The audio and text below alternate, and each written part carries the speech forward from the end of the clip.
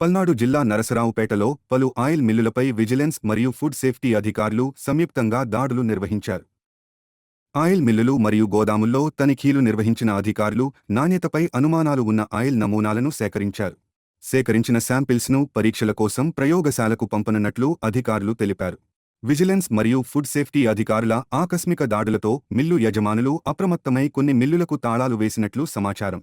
ఈ దాడులతో నరసరావుపేట ప్రాంతంలోని ఆయిల్ మిల్లుల యజమానుల్లో కలకలం రేగింది. ఇది కూడా